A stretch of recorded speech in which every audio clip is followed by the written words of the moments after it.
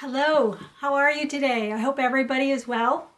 My name is Stephanie and you are here with me at my home studio, and I am the Everyday Sewist. So thanks for joining me today. I think this is going to be really fun. I've got some things to share with you again. I went on a retreat this month. I went down to a quilt show. Had some fun with those things, so that means that I have some things to share with you. So I guess I'll start out with some of the things that I was working on in February, and I did finish a couple more things since my last video, and so I'll start with that. The first one is this little watercolor quilt here. I'll take this off for you so that you can see it a little better. I'd had this one on my shelves in a bin for a very long time, and I finally got the squares out and got it finished. So I'm really pleased with this one. I think it was a really fun little project. So there's one little UFO out of the way, old time, very, very long time UFO. I also had a binding to do, and I did get that binding done. A couple other things that I wanted to work on this month, I have been making some progress on. And one of them is this quilt right here. This is called LongTime Gone by Jen Kingwell. It's a booklet that she put out several years ago. And there was a sew-along, which I actually got most of the way through the sew-along and then stalled out. So I've pulled this back out, and this is two of the sections. I have two other sections done. I just didn't bring them over here for you to see. And now I'm at the point where I've decided that it would make a square quilt, and I really don't want a square quilt. So I think what I'm going to do is rework the bottom a little bit. I'm going to try to make it maybe 6 to 8 inches longer. But the fun thing about it is that instead of making more blocks and more units, I am going into my drawer of orphan blocks. So if you don't know what an orphan block is, that means it was a test block. It was a block that didn't make it into an existing quilt. It was an extra block. I've had parts and pieces, all kinds of things saved up from over 20 years of quilting. And so what I have found, though, is, let's see, do I have one in this section? So for instance, this little section here was just leftover scraps and bits that I cut. Instead of doing the units that she called for, I could just cut these up into little rectangles and made a unit that fit where it was, fit the spot that it was supposed to go in. So I've actually had a lot more fun doing it that way and trying to come up with all of the little extra bits and pieces that I need to fill in. So, and I'm really excited to use some of them. So I am making progress on that one, and that's all I wanted to do this month, was to get it out, see what was going on, and try to make some progress on it. So it'll probably be at least another month before I get the whole top put together. And that's okay. Like I said, it's been a really fun thing to do. The other thing I've been working on is these Improv Log Cabins. So I'm still making more of these. And mostly with blue scraps, but I'm throwing in some other little bits of color on there. And I like how these are turning out. And so now I have about 25 of them, which I think is about enough for a table runner. So I don't know how many more of these I'll make, but I'm still going on them. So we'll see. There's no time frame for this. It's just making them as I go along. So I'm doing that one. And then one of the unplanned finishes that I think I might still get done in the next week is this potato chip quilt behind me. So that's a really fun thing. That was something I worked on at my retreat this past weekend. A potato chip block. The block itself, it's actually two blocks. It's an A block and a B block. And one of them is, let's see if I can find it. The center of it always starts with two rectangles, and then you sew two rectangles here, and two rectangles here, and two rectangles here, and then a set of three rectangles here. So you take that block, and then you turn it on its side. And the coloring on them is a little bit different in the A block and the B block. They're not, the bright colors are not exactly in the same place, at least for this particular layout. So I ended up being able to get all of the rest of the blocks laid out for the retreat and got the top together. And then last night I got the borders on. So I think what I'm going to use for the backing, let's see, do I have it? No, I think I put the backing aside already. So I think I'm going to be able to make the backing really soon in the next couple of days and get those on the long arm and get that quilted.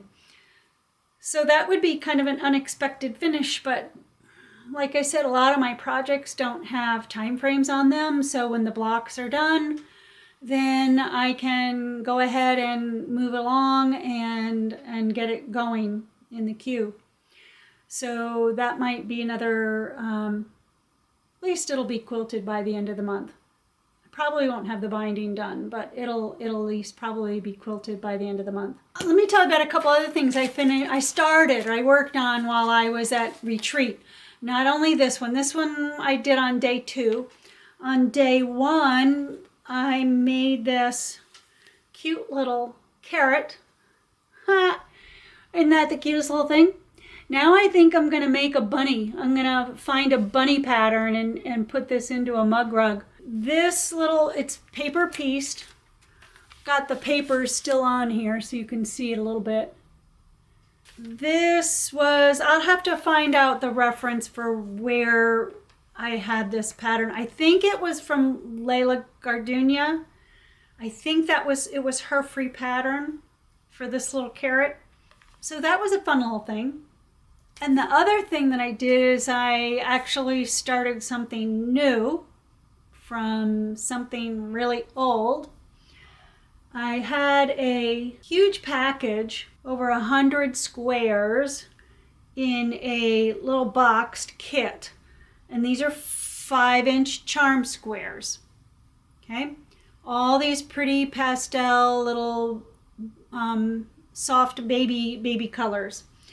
Well, I've got a couple of family members that are expecting new babies this year, so I started making a puff quilt.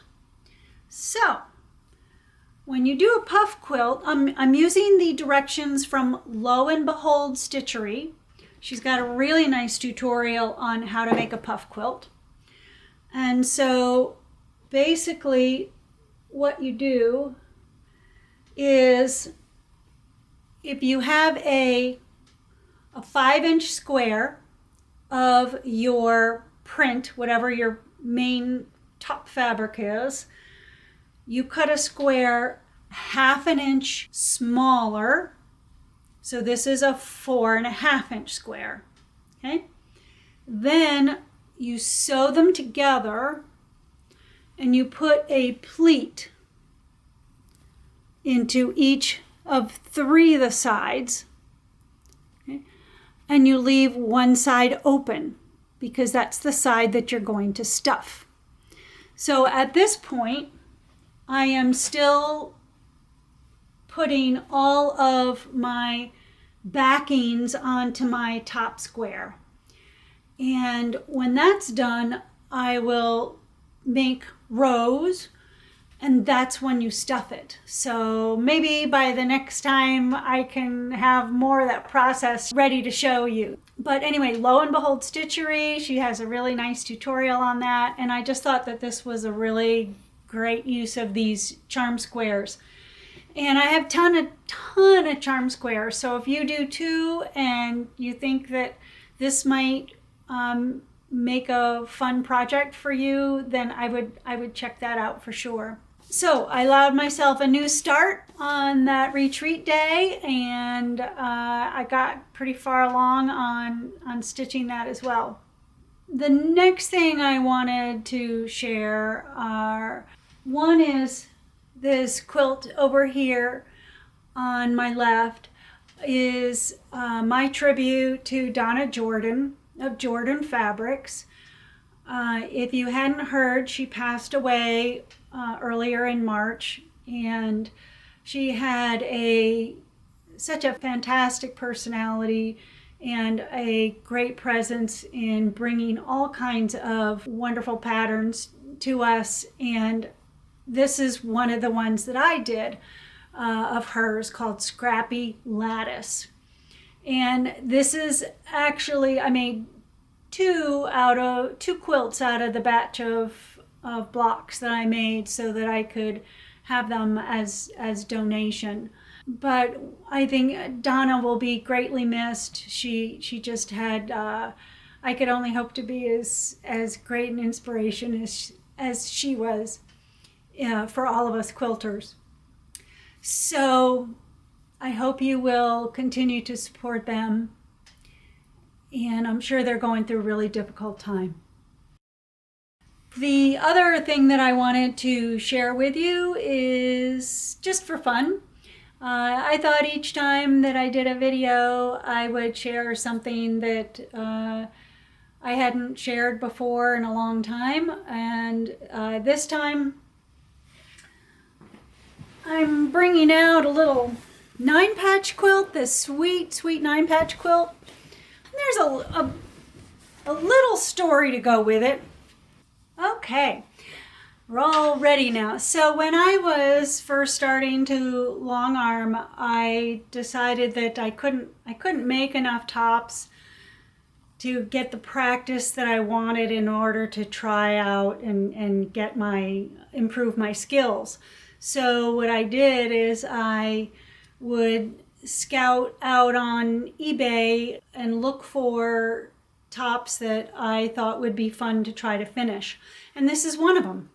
So here it is, just a vintage 9-patch quilt top that somebody didn't want anymore, was up for sale, and I grabbed it and just finished it with a pantograph. And it just is a fun springtime quilt. So nothing too crazy about it. It's a 3-inch finished 9-patch with a plain alternate square. And I think it's been a really wonderful quilt for us to have out this time of year. There's something else that I wanted to share with you today that I thought would be kind of fun and interesting, at least for some of you. I keep a spreadsheet of all of my projects, and it looks like this. And I can check off, highlight the ones that are done. And at the beginning of the year, or I should say the last time I took count, I had 156 projects on this list. 18 of them I selected specifically to do this year. And I already have 4 of them completed, and one of them is my temperature quilt, so that won't be done until the end of the year, but at least it's current. And then I had 6 on my March list to do. So I had 3 UFOs, 2 new projects, and 1 to bind. So I did already show you that I did finish I finished 2 of them so far, that one with the binding and one of the UFOs. And I guess what I forgot to mention was that I did have all my star blocks done. So I'm ready to lay those star blocks out. That was one of my other really long time UFOs. Well, since 2017. So yeah, that's pretty old. So that leaves 132 others for future months. So I guess that's a lot of material coming up for the next videos. So if you feel like you have too many UFOs, you have too many things going on, you're way behind, you're not. You're not. I just work on what I feel like working on, and there are a couple of projects that I'm ready to totally move on, donate, and give away. But for the most part, I'm just going to keep working slowly but surely through all of those hundreds of UFOs. At the beginning of the year, I did what I would consider a much more accurate count than I had in previous years.